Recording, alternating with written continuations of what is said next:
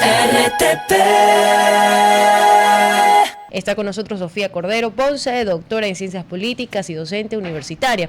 Vamos a hablar sobre el campo de batalla que se ha abierto desde la parte política y también del crimen organizado, que de alguna u otra forma, entre las presiones de ambos, asfixian hoy por hoy a la función judicial. Bienvenida, doctora, gracias por acompañarnos. Gracias a ustedes, siempre es un gusto estar aquí, es un espacio muy interesante. Le cedo la primera pregunta al doctor Casanello, doctor, sobre el tema judicial. Comience usted esta ronda de preguntas.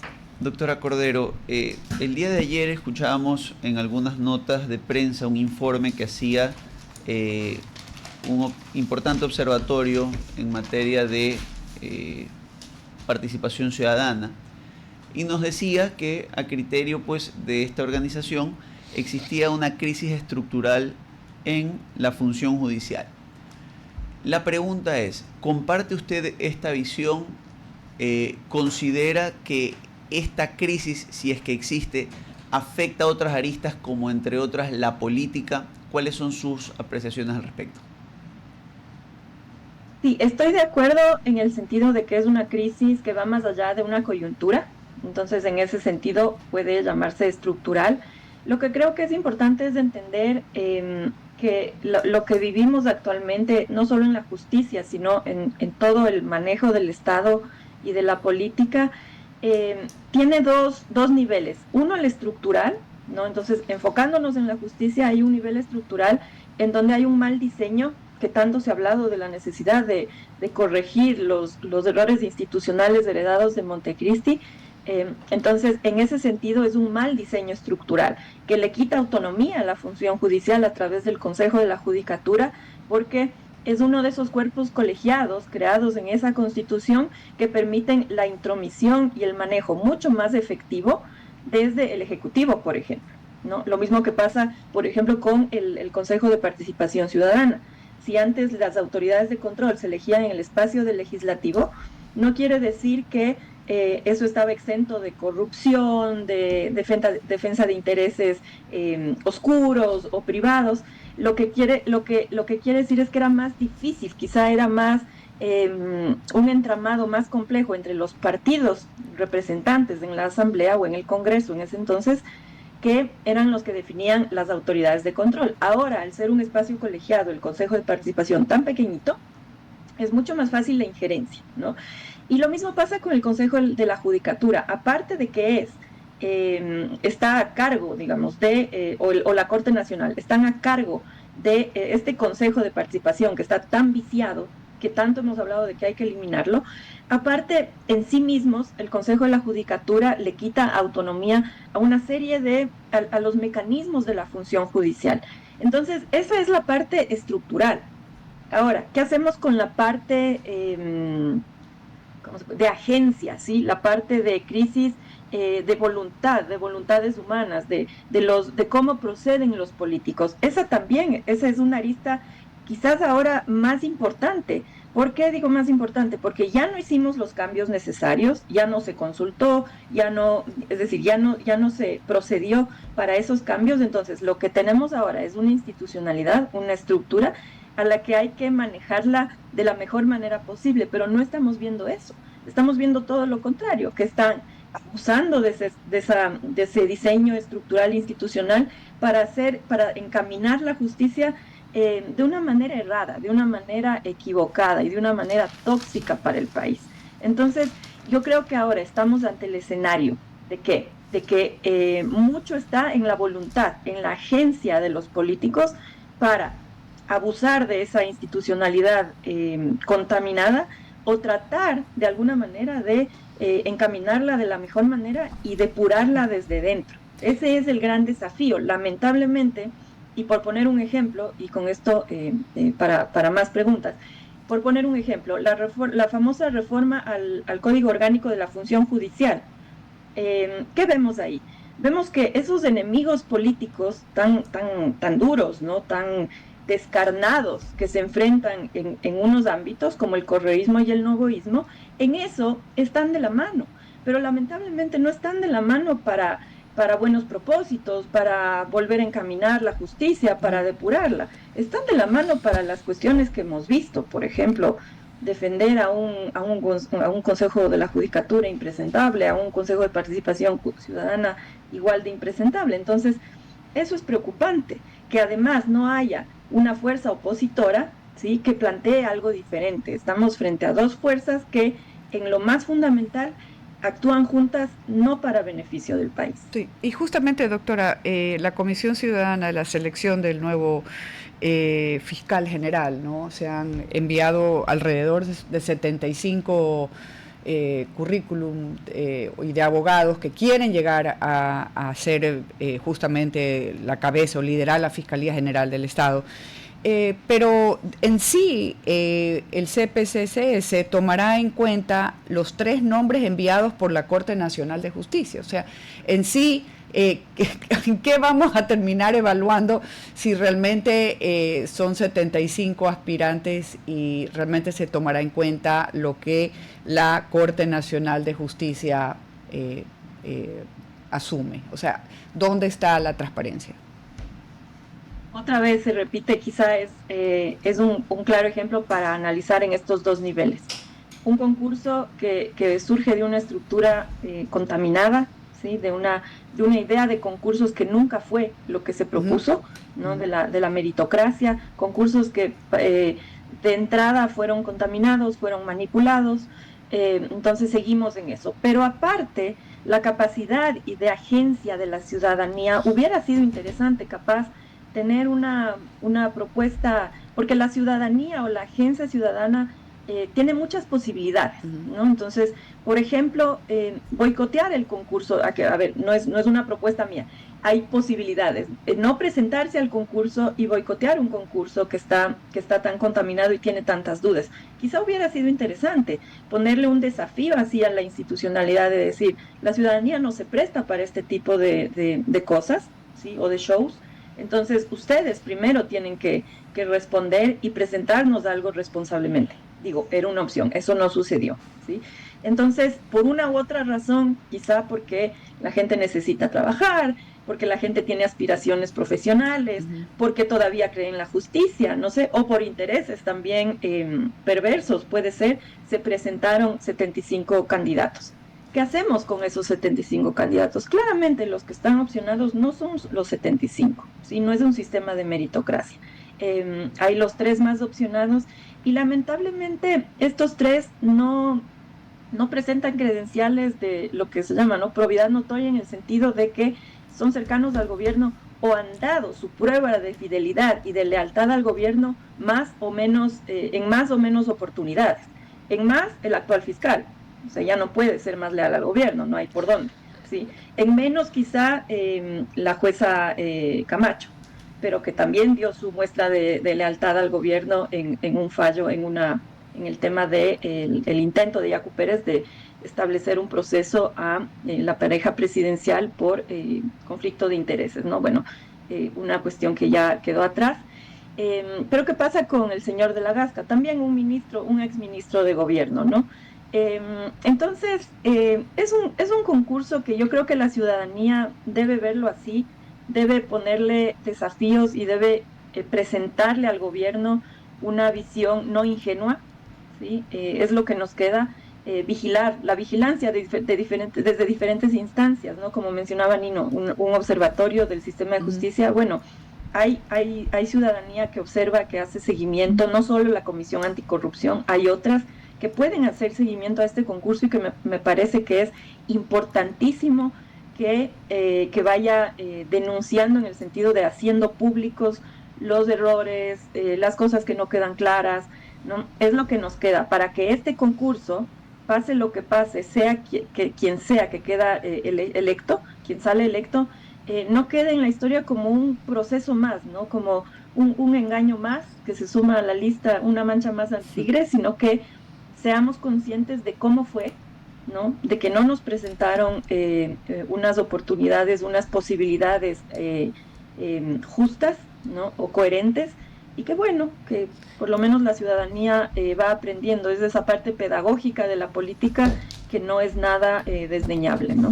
Doctora, y en lo que usted ha dicho, yo tal vez le agregaría un perfil más de estos tres que tal vez serían de alguna u otra forma los más cercanos al gobierno, pero la verdad es que le escucho y también pongo la otra parte de la que escucho de la ciudadanía que ve y dice, bueno, ¿para qué hacer tanto proceso si ya hay los elegidos?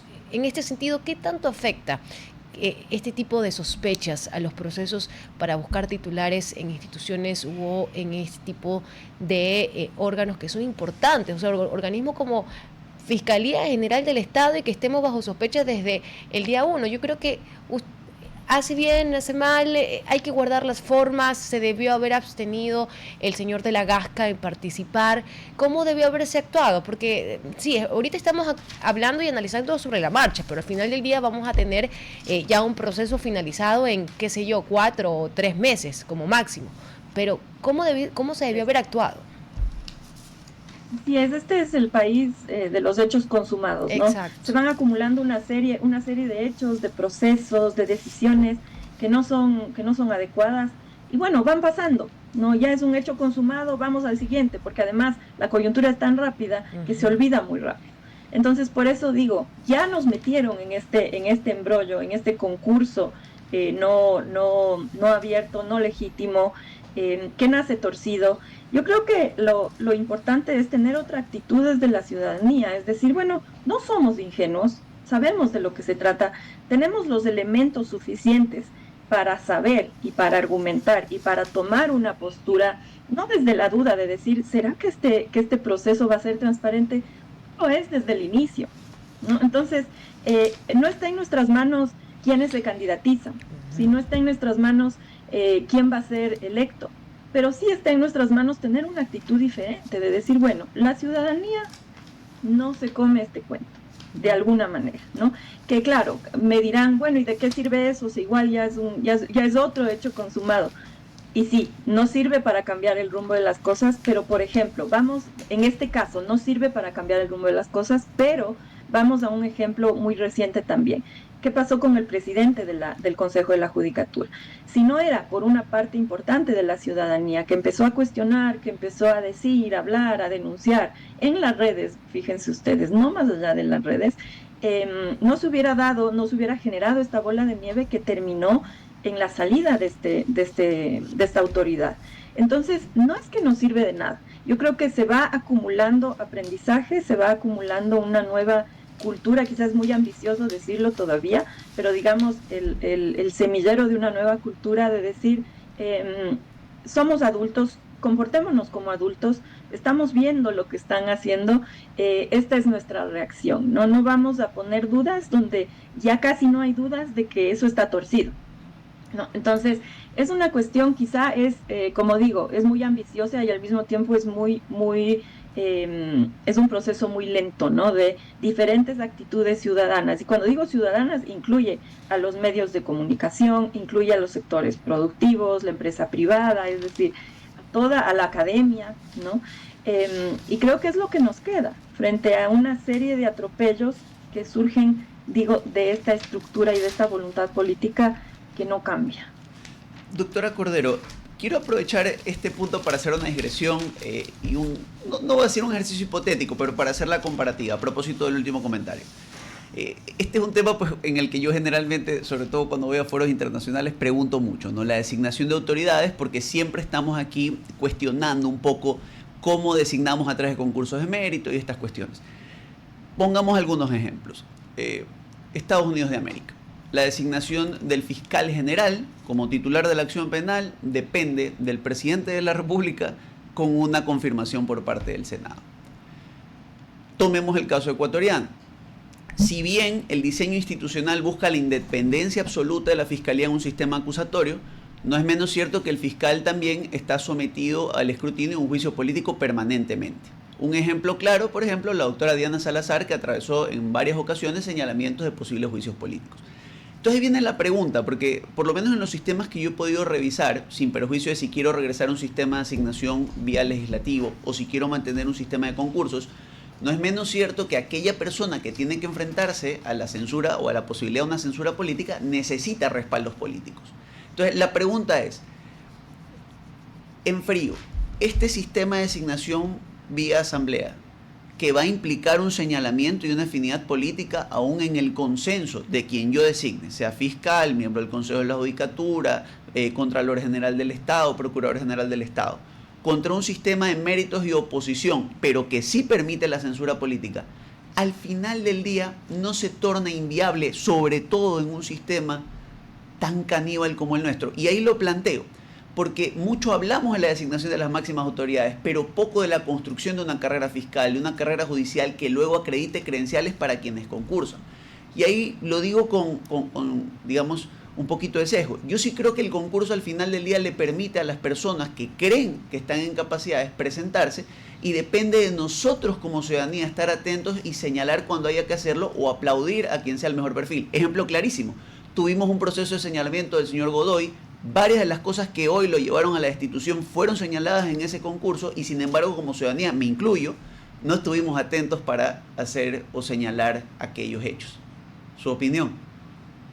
Excelente. Estamos ante un escenario muy complejo, ¿no? De instituciones torcidas, una estructura institucional muy compleja y voluntades políticas que se alinean con aquello que no le hace bien al país. Entonces, vamos por partes. Podemos decir que no hay un diseño institucional, ¿no? Si nos ponemos en un extremo, no hay un diseño institucional que funcione o que sea positivo si es que la voluntad política, los actores políticos están comprometidos con todo menos con la democracia.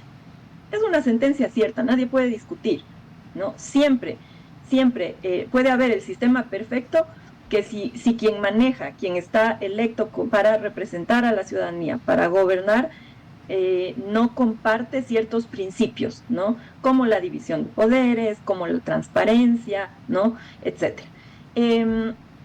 Entonces, pero bueno, ¿cómo salimos de esta sentencia tan definitiva? Entonces, tenemos a la ciudadanía, ¿no? La ciudadanía que es un actor muy importante y que es la que al final del día puede generar ciertos cambios, ¿no? Puede quizás arrinconar al poder, puede quizás dar alternativa, etcétera. Entonces, tu pregunta es muy interesante. ¿Qué pasa, por ejemplo, en Estados Unidos hoy?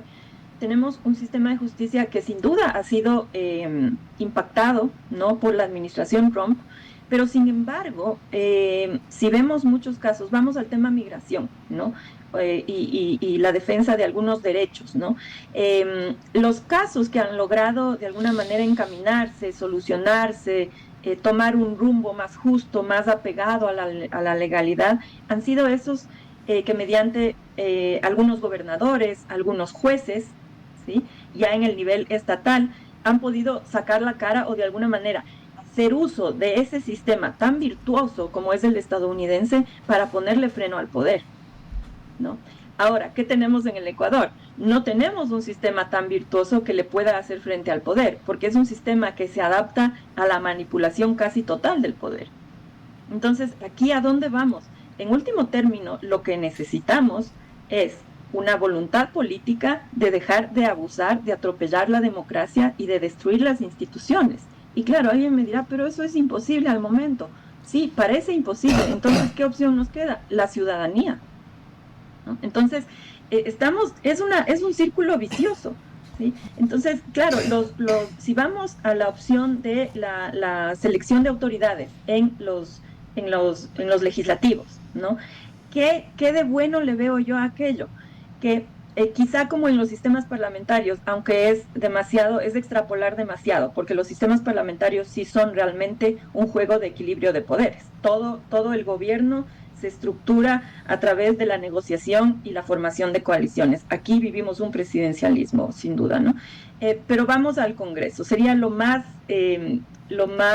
parecido a un sistema parlamentarista. Se supondría que tienen que negociar las fuerzas políticas y ponerse de acuerdo, ¿sí? Por elegir a las autoridades. Esas autoridades, de alguna manera, se deben a más de una fuerza política, ¿ya? Porque por lo menos tienen que haber dos, y ojalá haya tres, por lo menos una de minoría, ahora que estamos entre estos dos polos, ¿no? Correísmo y novoísmo. Bueno, habrá unos independientes, un Pachacuti, bueno, es demasiado pedir quizá, pero es un juego de fuerzas. ¿Qué pasa en los concursos? Como están ahora, a donde han llegado, ¿no? Al puerto que han llegado, los concursos están manipulados solo por el Poder Ejecutivo o por los acuerdos entre el Poder Ejecutivo y otras fuerzas. Entonces, claro, yo creo que estamos entrampados en cómo salirnos de este círculo vicioso en donde el poder político hace uso abusivo de los controles institucionales y de las instituciones mismas. Al fin de cuentas, si es que no hay un proyecto democrático, intenciones democráticas, transparencia en la voluntad política, es muy difícil que ninguno de los mecanismos resulte. Y los procesos se vuelven también terminando en un despropósito, ¿no? Iba yo a usar otra palabra. Terminamos teniendo un proceso para elegir, ya sea fiscal, ya sea como se llame, el proceso para elegir incluso hasta los miembros del Consejo Nacional Electoral, hasta hipócrita, porque ya conocemos bajo qué sospechas van. Doctora Cordero, gracias por habernos acompañado. Gracias a ustedes, espero haber resuelto alguna de sus preguntas, son temas tan complejos, pero bueno, les agradezco por el espacio. Usted ha sido muy generosa con nosotros. Gracias, doctor. RTP